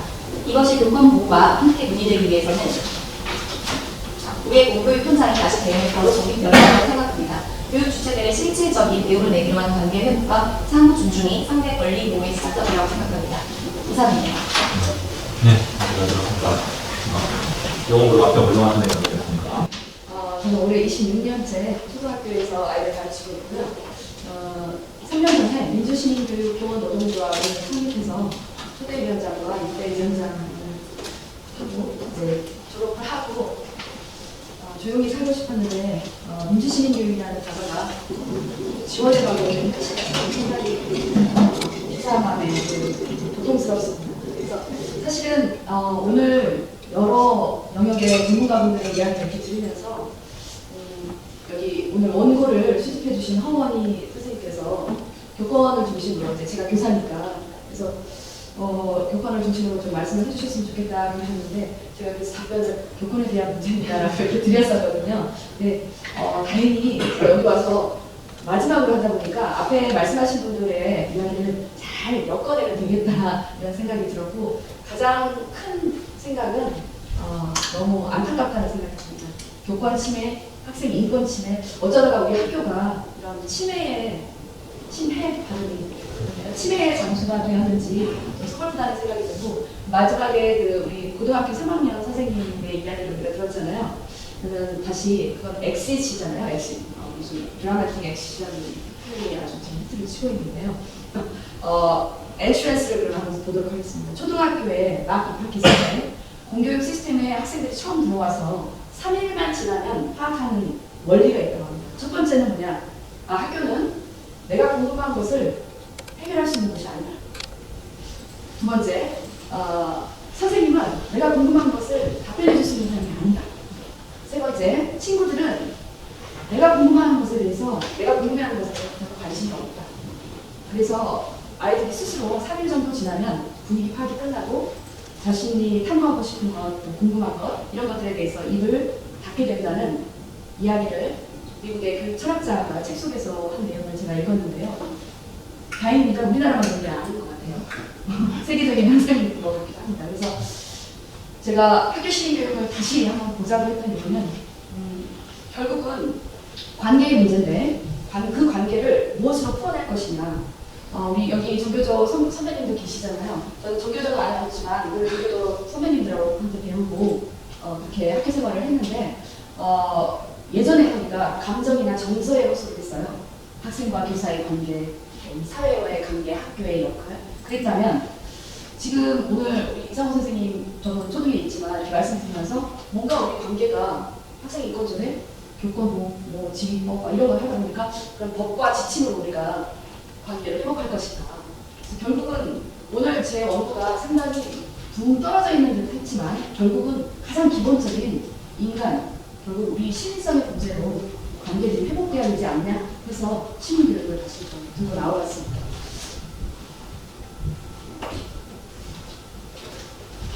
그래서 일단은 오늘 그 나눠주신 이야기들 속에 제 이야기가 다 들어있더라고요. 일단은 먼저 철학적 고객 문제인데요.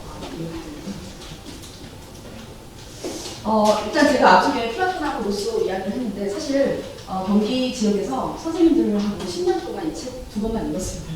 그래서 사실은 언제쯤 이 책의 내용에 대해서 어디 가서 떳떳하게 이야기를 하고 싶었거든요. 그런데 오늘 학생인권, 교권 문제로 이야기를 하게 될지는 하나도 제가 짐작을 못했습니다만 결국은 우리는 인간답게 정의롭게 제대로 된 인간으로 어떻게 살 것이냐 전교조 선배님들이 늘 외치셨던 그 본질적인 문제로 다시 돌아가게 됐습니다. 그리고 지금 최근에 우리가 그동안에 우리가 공동체 행복을 강요받았다면 개인의 행복을 다시 한번 생각해보자 이렇게 갔다가 이 사이의 이 거리를 어떻게 줄일 것이냐 결국 개인이냐 공동체냐 또 개인과 공동체가 일치되느냐 얼마만큼 떨어져 있느냐의 문제다 라고 플라톤이 가르쳐줬습니다. 결국은 개인의 행복과 공동체의 행복의 거리가 가장 좁은 상태로 유지하는 것 그게 지금 우리 현재 상태 우리가 이상적으로 생각할 수 있는 민주적인 삶이 아닌가. 그러면 누구나 나 개인으로서도 공동체의 행복과 거리를 좁히려고 노력을 해야 되고 우리 학교 교육을 통해서 또는 가정에서 사회에서 이것들을 서로 가르치고 서로 배워야 된다는 것이죠. 방금 이 정화면에 보시면 이 반지가 있는데요. 이게 기게스의 반지라는 이야기입니다. 기게스라는 양치기, 세상 욕심이 없었던 양치기가 어느 날 땅이 갈라지면서 계단으로 떨어지게 됩니다. 그래서 그곳에서 거대한 거인의 시체를 만나게 되고 거기서 반지를 하나 꺼냈는데요. 그 거인이 반지를 끼고 있었습니다. 그 반지를 가만히 들여다보니까 욕심이 나서 해서 펴봤더니 자기가 보이지 않는 상태였습니다. 그럼 우리가 상징적이겠죠. 어떤 도덕적, 윤리적, 또 사회적, 규범적인 어떠한 제한이 없는 상태가 노출됐을 때 과연 우리가 할 수 있는 일은 무엇일까? 제가 이 실험을 굉장히 여러 차례 했습니다. 1학년, 2학년, 5학년, 6학년 선생님들 다 이렇게 여쭤봤는데요. 공통점은 다 나쁜 짓이었습니다. 2학년들은 알파 공부에 가서 왕딱지를 훔치겠다. 평소 자기가 싫어하는 친구의 뒤통수를 때리겠다.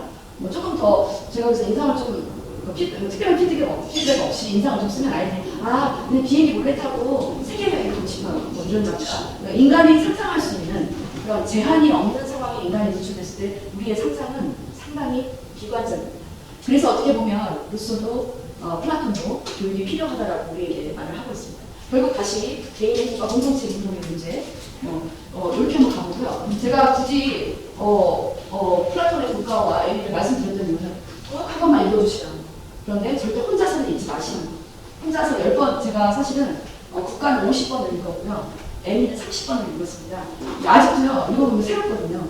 절대 혼자 읽지 마시고 모여서 같이 읽으시기를 부탁드리고 도움이 필요하면 연락 주십시오. 제가 자신있게 대한민국에서 가장 이 책을 그래도 많이 읽은 사람 중에 하나라고 생각이 좀 듭니다. 결국은 플라톤도 루소도 우리에게 나의 행복을 추구하려는 나의 욕망을 어떻게 내가 잘 조절해낼 것인가, 내 스스로 조절해낼 것인가, 또 다른 사람과 상호작용을 하면서 배워갈 것인가, 뭐 이런 것들에 대해서. 그래서 비에스타 교수 혹시 들어보셨죠? 한국에도 왔었어요. 그래서 한국에도 왔었고 그랬는데 결국 이제 시민성의 문제로 가게 됩니다. 그런데 이제 상당 부분 잘 아시다시피 우리 학교에는 비민주성이 있습니다. 아까 학생 인권 말씀하셨을 때 많이 찔렸습니다. 제가 오늘도 실수를 했어요.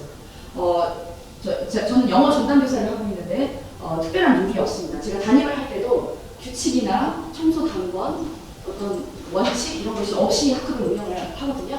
근데 올해 26년째인데 한 번도 실패한 적은 없었습니다. 그런데 올해 지역을 옮기고 담임이 아닌 상태에서 그러니까 소위 말하는 권한이나 권리가 약해진 상태에서 아이들을 만났을 때 아이들이 저에게 상당 부분 함부로 대한다는 걸 느꼈어요. 왜냐하면 그 자유와 권리에 대해서 입에 붙어 있더라고요, 학생들이. 이거 제 자유인데요? 이거 개인의 자유인데요? 이거 학생의 권리인데요? 이거 제 권리인데요? 그래서 거기에 대해서 제가 똑같이 대응을 했거든요. 선생님도 그런 권리가 있는데 선생님은 너희들을 가르쳐야 할 의무가 아니라 선생님은 그 교육을 할 나의 권리야. 그래서 사실 권리 이야기를 영어 시간에 제가 많이 했던 것 같아요. 왜? 서로 침해를 합니다. 근데 오늘 또 어떤 애가 제가 칠판에 항상 써놓거든요. 그럼 아이가 수업을 방해하거나 방해되는 말을 지속적으로 한다거나 장난을 칠 때 제가 제 관찰 결과는 그 아이가 나름대로 수업에 참여하고 있는 거예요. 알고 봤더니 영어를 잘 못해요. 그러니까 영어를 못하니까 영어 말을 막 가는 헛소리를 해가면서 그러나 걔는 매 시간 와서 수업에 참여를 하고 있더라고요. 그래서 내가 저 아이는 그래도 나름대로 최선을 다해서 수업을 하고 있구나. 다만 어떤 방식으로 해야 바람직할지, 어떤 방식으로 해야 다른 사람의 수업권이나 선생님의 교육권을 침해하지 않는지 제대로 배워본 적이 없는 것 같다는 느낌이 들었습니다. 그래서 사실은 아까 우리 그 힘의 불균형 문제를 이야기했는데요. 초반에 말씀드린 그 3일 만에 파악해버린다고 말했던 교육 철학자가 이런 얘기를 합니다. 우리 교실 공간에는 48장의 카드가 존재합니다. 48장 중에 만약에 과거에 우리 교실이 40장의 카드를 교사에게 줬다면 8장의 카드를 겨우 학생들에게, 몇십 명의 학생들에게 나눠주고 권한을 가지라고 얘기해 왔다면 그러면 어떻게 해야 될까요? 24장 똑같이 나눠야 될까요? 시간이 없죠. 40분까지 해주셔야 되는데 시간이 안 돼가고 있어요. 네, 그래서 사실은 학생과 교사 우리 존재 자체에 대해서 다시 생각해봐야하는 거고 그러나 시행착오는 없습니다. 제가 권력을 내려놓으니까요. 저 말고 다른 목소리 큰 애가 권력을 잡아버립니다. 학급을 다 휘저어버린다든가. 그래서 사실은 우리는 권력을 어떻게 이상적으로 바람직하게 서로 밸런스를 맞출 것이냐는 훈련이 필요하잖아요. 그걸 학교가 해야 되고 선생님이 가르쳐줘야 되고 사회가 해줘야 되고. 그래서 자세한 내용들은 제가 썼던 원고들 중에서 부분 오늘 관련된 것들을 좀 발췌를 해드리고요. 오늘 상황에 맞춰서 좀 수정한 부분들이 있는데 결국 이 권한이라는 것이 누군가가 가지면 누군가가 갖지 못하는 것이 아니라 우리 모두는 권한을 가지고 있어야 된다는 거예요. 결국 파워라는 것이 긍정적으로 우리가 함께하는 속에서 민주적으로 작동돼야 된다는 것이고 그것을 우리는 교사도, 학부모도, 사회도, 학교도, 학생도 배워야 된다.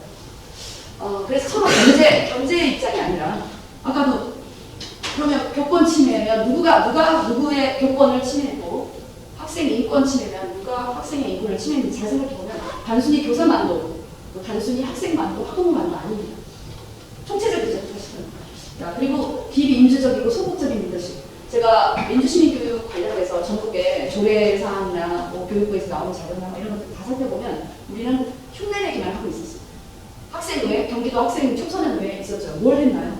흉내내기, 그냥 그 흉내내서 연습하는 거. 실제로 그것이 정책화되고 시민화되는 기회조차 주지도 않고. 그래서 이런 것들에 대한 자치활동에 대한 학부모면 학부모, 교사면 교사, 학생이면 학생, 법적 근거를 마련해달라고 할 때는 아무도 귀를 기울여주지 않았습니다. 순식간에 이번에 교원주의사법이 통과된 것을 보고 많은 허무함을 느꼈습니다. 왜 그 3만 명의 선생님들이 저와 함께 해주셨을까? 그렇게 했습니다. 그리고 우리는 무엇인가를 결정해야 되는데 무엇을 결정할 것인가? 우리가 학생들에게 학교에서 자치활동을 하게 합니다. 그리고 그들이 무엇을 결정해야 될지 그 내용에 대한 고민이 필요합니다. 그래서 그 텍스트를 우리가 분명히 찾아야 될 것이고요. 그 다음에 형식에 대해서는 너무 많은 이야기들이 기존에 이루어졌기 때문에 그리고 그 결과는 어떻게 됩니까? 그 과정은 아름다웠는데 사실상 그것이 학교 운영에, 학교 교육에 반영이 됐는지 확인해야 됩니다. 그래서 내용과 형식, 맞아 결과까지 확인해야 된다고 생각합니다.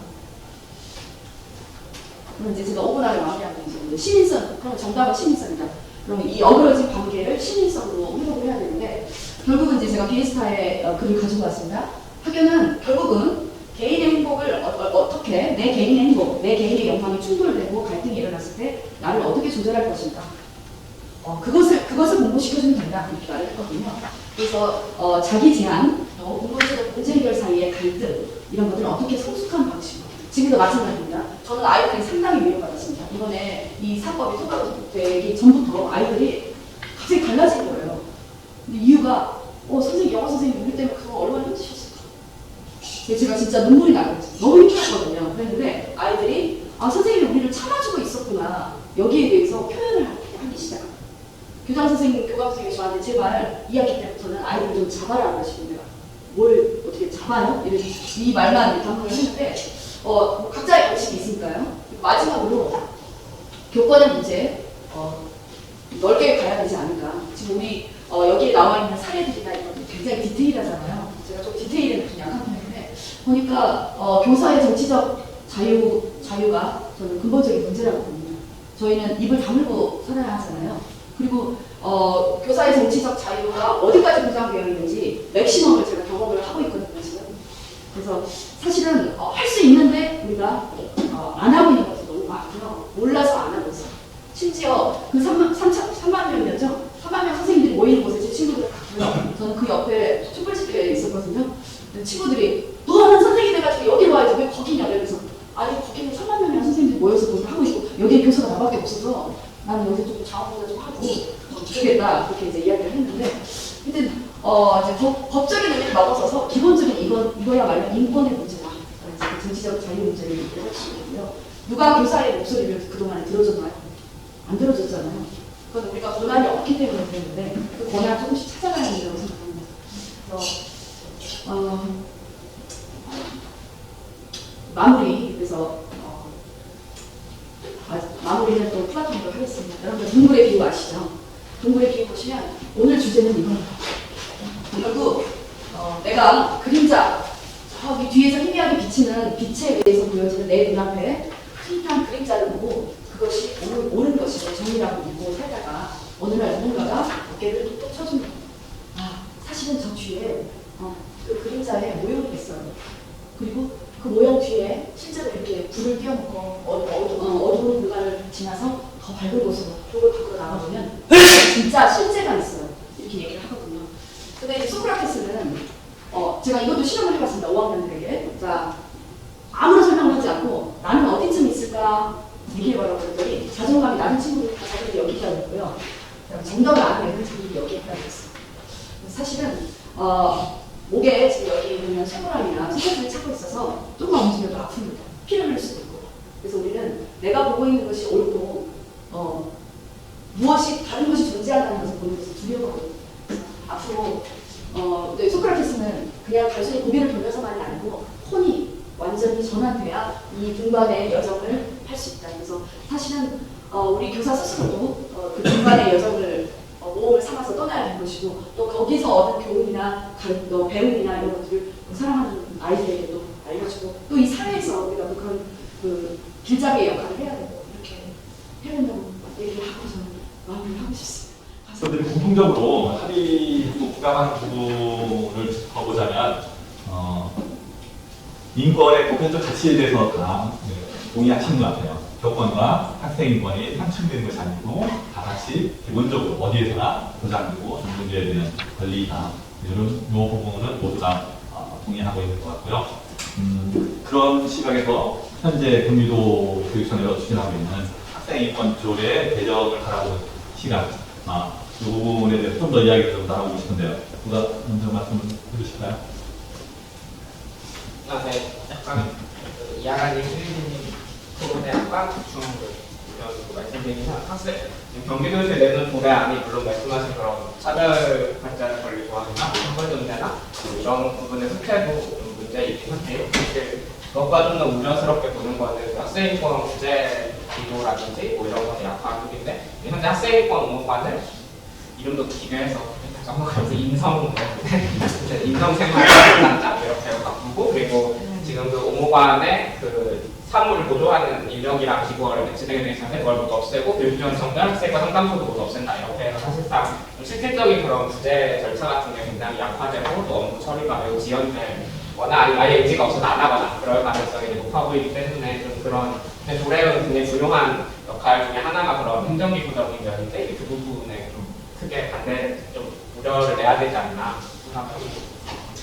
조금 보충해서 말씀드리면 지금 그 세계적으로 시민교육하는 과정, 시민교육과 민주시민교육과 인성교육이 지금 부딪히고 있거든요. 각 나라마다. 근데 그 이유가 결국은 공동체적인 사고라든가 또 집단과 집단의 이익 뭐 이런 것들을 회피하는 그런 것도 있어서 이제 신자유주의적인 교육 프레임 안에서 너는 착하게 살면 돼. 그래서 인성교육, 민주시민교육 이렇게 부딪혔는데 심지어 그 교육부 선관위한테 그런 질문을 받은 적도 있습니다.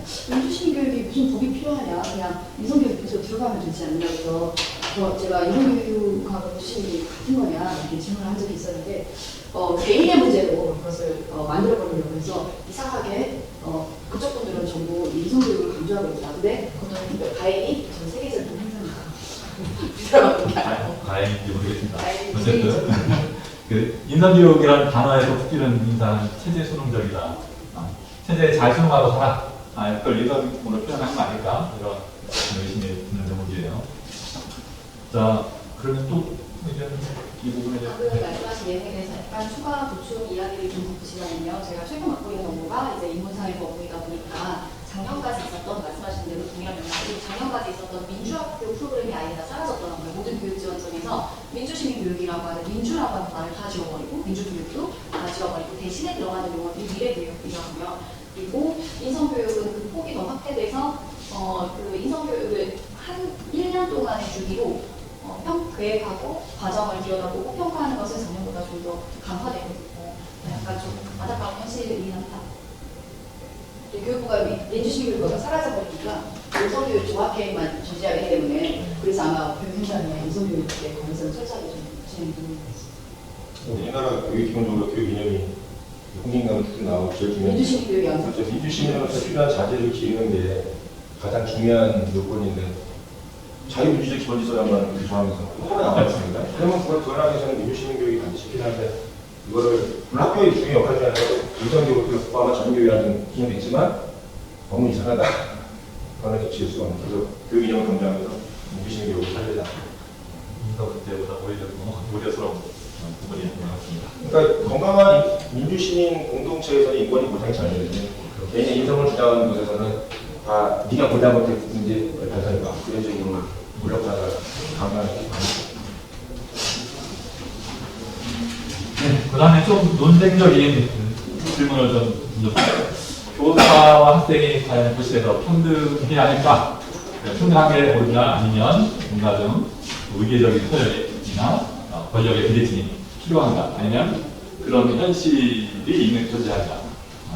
이 부분에 대해서 좀 의견을 좀 나눠주실까요?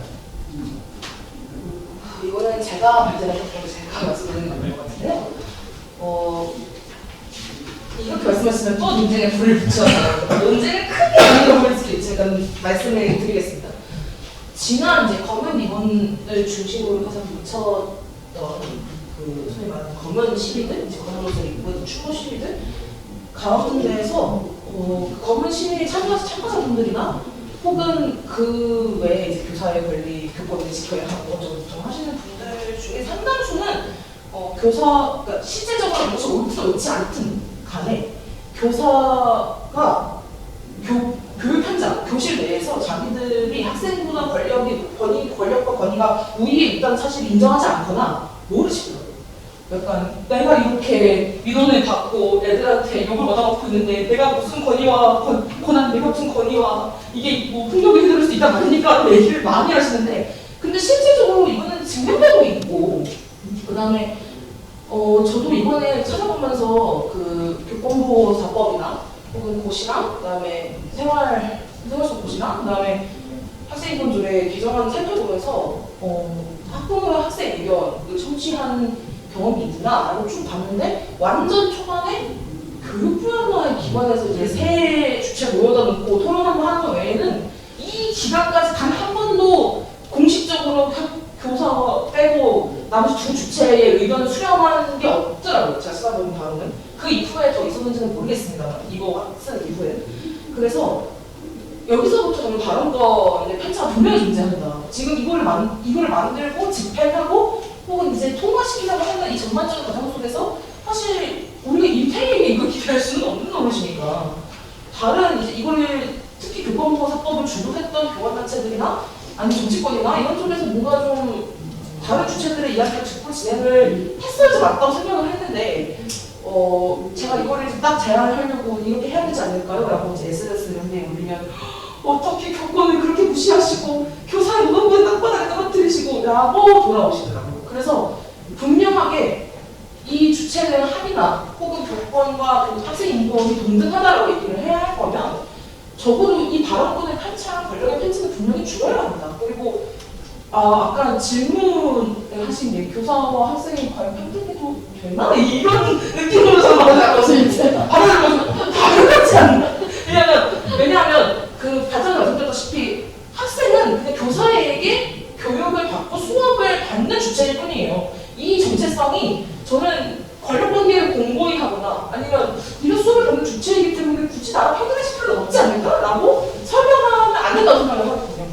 그래서 되게 이런 말을 하면 다시 논쟁이 될 수도 있겠지만 저는 분명히 학생과 교사는 교육 현장에서 평등해야 하고 그래서 평등해야 한다는 말은 동일한 주체로서의 모든 권리를 보장받아야 하고 그다음에 여기에 대해서 우리가 뭔가 더 발언할 것이 있거나 혹은 토론해야 할 것이 있으면 토론을 하자라는 말씀을 드립니다. 이번에 그 의견을 이상하네. 나한테 말씀은 인간인가 기본 인권이 있고 다 발언권이 있고 권력은 갖다 대면 갖죠. 그냥 한 가지 정하신 거지. 학폭의 예를 들겠습니다. 학폭에서 아이들 보고 생기부 기재할까 말까 라고 하면 아이들은 어느 쪽에 학생들은 어느 쪽에 의견할까요? 어느 쪽에 봤습니다. 쌤 기재하자 반대하자. 중학생들 몰랐어 중학생들. 초등학생들 몰랐어. 초등학생들은 하자고 기재하자가 거시가 넘어요. 그러니까 평등하게 하면 아이들 당연히 맞습니다.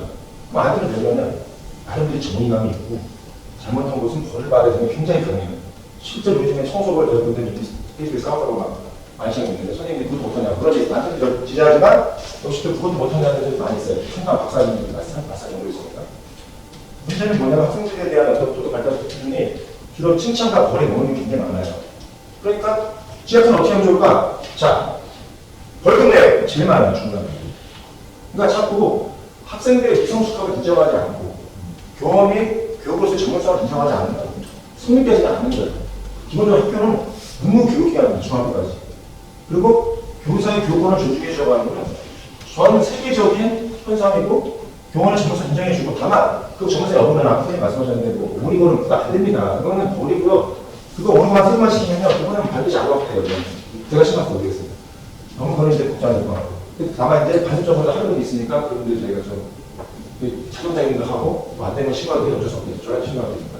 그래서 적어도 교사를 교육 전문가로서 인정해주고 다시 말씀드리면 교육의 주체는 교사 하나입니다. 오히려 교육부가 어설프게 의무를 강화하려고 하다 보니까 그 교육 주체는 3주차로 다 보니까 이상이 되는데, 그리고 반마지 안타까운 건 뭐냐면 경기도에서 인권조회 할 때, 아니 학생 인권조회에다가 무슨 막 학생의 권리, 자유와 권리가 책임으로 하니까 이거는 인권조회가 없어진 거예요.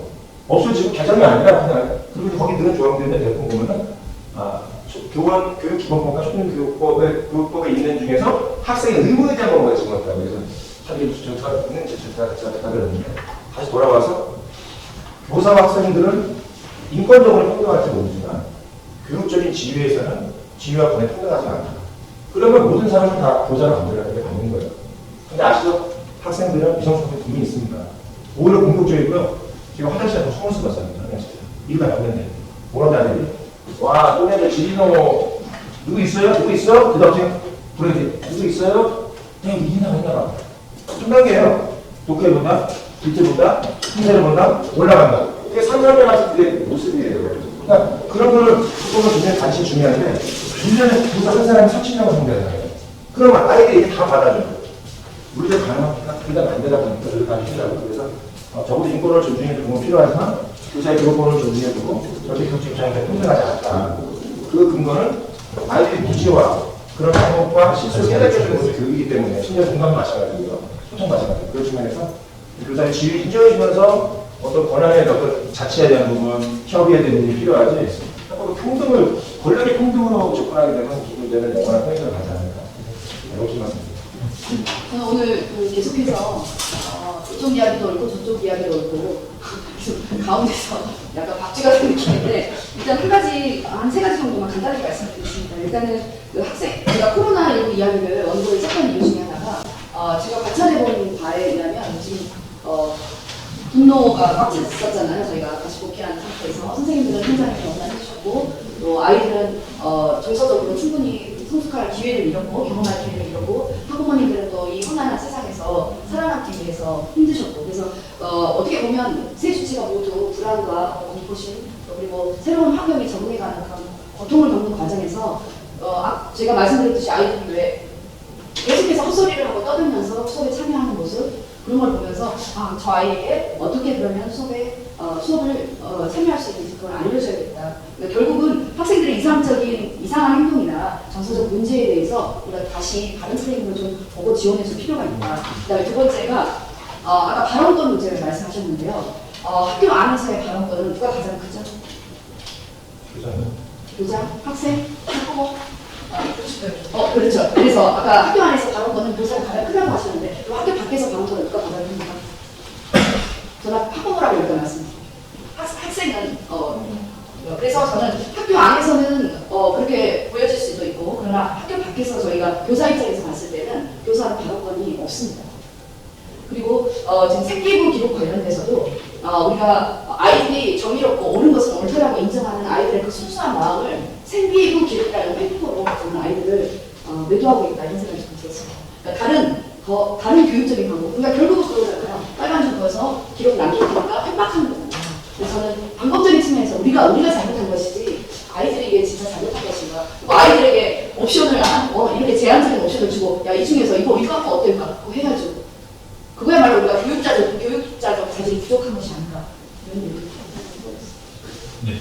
시간이 8시가 다 돼서 그냥 말씀드리면 사실 평등하다는 질문 자체가 조금 평등이 너무 다르잖아요. 그러니까 이제 학생과 교사가 이제 일반적으로 평등하냐와 교실 안에서 동일하느냐는 질문은 다른 것이고 이제 저는 이제 좀 더 근데 인간으로 정말 동일하다고 믿는다면 교육 활동에 있어서도 교사가 어떤 역할이 있죠. 교육에서 가지고 있는.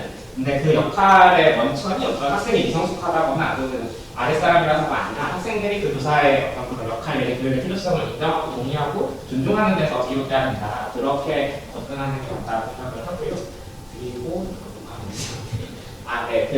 그래서 이제 그게 어떤 평등한 것과 역할이 다른 건 다르다 생각하고 이게 굉장히 근본적인 교육관의 차이 같은데 이상훈 선생님은 교사가 교육 주체가 있는데 저는 교육 주체를 굳이 하나를 정해야 되는 건 학생과 생각을 하고요. 되게 근본적인 차이죠. 교사가 없어도 교육은 가능하죠. 굉장히 단적으로 말하면 하지만 학생이 없으면 교육은 불가능하다고 저는 생각을 하고 이제 여기서 토론할 문제는 아닌 것 같아요. 학생인 것 관해서. 시간이 없어서 다음에 볼까요? 네. 평등에 대해서 얘기하고 있는데 저는 이것이 전통적인 수업 방식 때문에 기인한 관한 문제도 좀 있다고 생각합니다.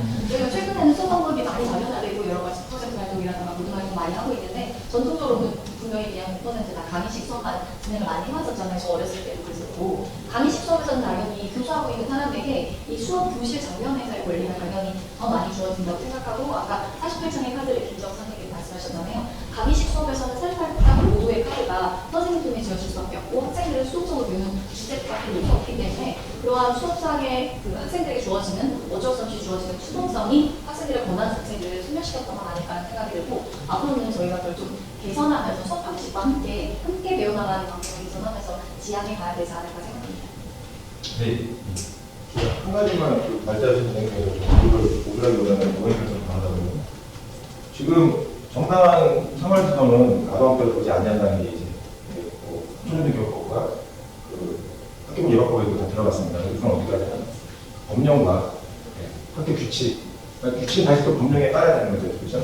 거기에 근거해서 그것이 정당한 생활에서지 고의 중과실 그건 아니에요. 그리고 고의 중과실은 뭐냐면 교육활동하면서 제가 이 학생을 보고 있는데 누가 저 때리잖아요. 그러면 제가 만약에 수업을 안 하고 싶어요. 나가서 사고를 안 나면은 그거는 애들이 싸우고 있어서 그 책임이에요. 근데 있었으면은 안 싸울 수 있으니까. 그렇지만 제가 학생들 개인 생활 시간 해주고 있는데 누가 다쳤다 그러면 제가 정말 조금 더 좀 주의를 받아야 되는데 그거에 대한 민사상 고의 중과실 아니면 책임지지 않는다는 얘기지. 아동학대도 무슨 뭐 혼내고 그랬는데도 무슨 면책이라는 얘기는 아니에요. 저것들이 아동학대 면책이 나온 이유는 너무 이제 분간시가 만나는 점이 하나 문제가 되고 그리고 아시다시피 학교안에는 기본적으로 법이 먼저 들어오는 순간 다들 작동을 안 하는 쪽으로 합니다. 솔직히 제가 학습지 돌리고 1시간 버티고 있으면 열심히 가르치면 차이가 있습니다. 오히려 학습지 돌리고 차이라고 칭찬해 주는 것이 더 좋을 수도 있어요. 그건 그게 파탄이잖아요. 그래서 정당한 고난을 주되 너희들이 인권을 보장하고 협력적으로 우리가 병을 어떻게 나갈 수 있을 것이냐. 그 부분에서 필요한 점이 있는데 다만 너무 급하게 생기다 보니까 그 이유는 뭘까요? 아마 좀 다 아실 거예요. 선생님도 아실 거예요. 교사가 안 되니까 단 한 번도 스스로 나온 적이 없어요. 유일하게 전교조가 나왔을 때만 나왔고 레이스 투쟁할 때만 나왔고 시국사는 나왔지 그 위에 개인의 문제로 생존 권한이 없었거든요. 그래서 그 안타까운 목소리에 주목할 때 학생권이 향상이 되는 건데 오히려 학교폭력 문제와 사교육 난발에 대해서 어떻게 보면 진짜 자전 아동학대고 학교폭력이나 심각한 수업 방해는 학생들에 의한 더 강한 학생, 학생들이 알고 진화된 그런 문제도 입지 않는 학생들이 그 학생들에 의해서 반면 시비나 침해를 학생 소처럼 어떻게 막아낼 것인가. 부모에 의해서 아주 학생을 무슨 의대 가기 위해서 막 좀 그럴 때 또는 아동학대로 막 방임되고 진짜 통합을 당할 때 어떻게 토론할 것인가의 열쇠를 함께 학생 인권이라는 차원보다도 청소년 인권, 아동 인권 그리고 교육 당사자의 인권 차원 접근에 이렇게 나오지 모든 학생이 학교에 오는 순간 학교에 내고 접근을 안 하게 되거든요. 그분이 말씀하십니다. 네, 여기까지고요. 저는 질문 논의점 하나 더 있었는데 일단 질문만 하고 말씀을 드릴 시간은 없을 것 같아요. 교사의 정치 기본권이 왜 이 시점에서 중요할까 이 이야기 꼭 다루고 가고 싶었는데 시간이 너무 늦은 것 같아요. 다음에 네, 다음 기회를 한번 저를 보고요. 그리고 제가 그 교실이 시각적인가의 질문을 두발적으로 했냐면 어떤 연수에서 선생님들한테 질문을 했어요. 여러분의 교실은 정치 체제로 보면 어떤 체제입니까? 전제 국가인가요? 민주공화국인가요? 그랬을 때 대부분이 독재 국가라고 답하신 선생님들이 고백이죠. 많았습니다. 사실 교실 자체에서 민주주의를 경험해야 되고요. 민주공화국이 되어야 하죠. 하지만 교육 목적을 이루기 위한 가정과 권력 관계가 수평하지 않은 경우가 현실적으로 많죠. 전통적으로 수업 방식, 얘기했던 수업 방식에 기인하기도 하고요. 그런 부분에서 선생님들이 새로운 수업 방식을 변화하고 있고요. 그래서 변화하고 있다. 변화하고 있는 지점이다. 그런 점을 말씀드리고 싶었습니다. 더 하실 말씀이 많이 되지만 대표에서 더 말씀드렸어요. 그죠? 네. 그렇죠. 계속 그 토론을 지켜보신 분들의 의견도 한마디씩 짧게 들어가서 하는 걸 소개해드리는 얘기를 하면은 저는 1시간짜리 그냥 안중 충중으로 참여를 해서 굳이 왔으니까 간식을 너무 먹어서 간식값을 해야 되니까 한마디 하고 우리 토론회 준비하면서 우리가 냈던 사항은 그렇게 크지 않네요.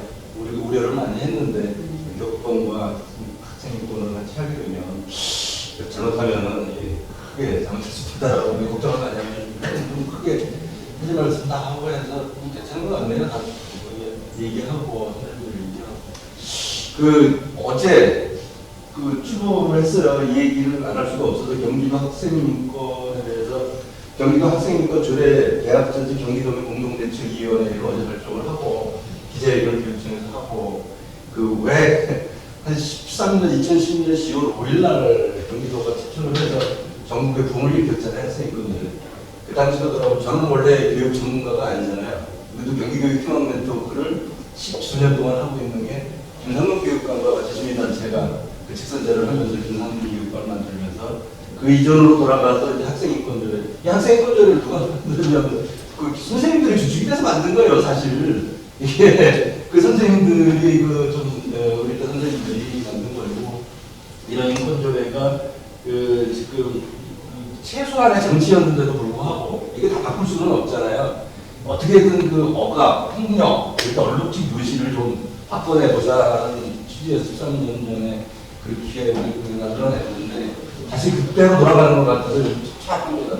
싸우긴 싸우는데 대책위원회를 구성을 해서 어제까지가 의견 개진기 기한이었고요. 이후에도 12월 달까지 해서 의회 통과해서 1월부터는 시행이 예정인 것 같은데 그냥 계약이 아니라 폐지예요.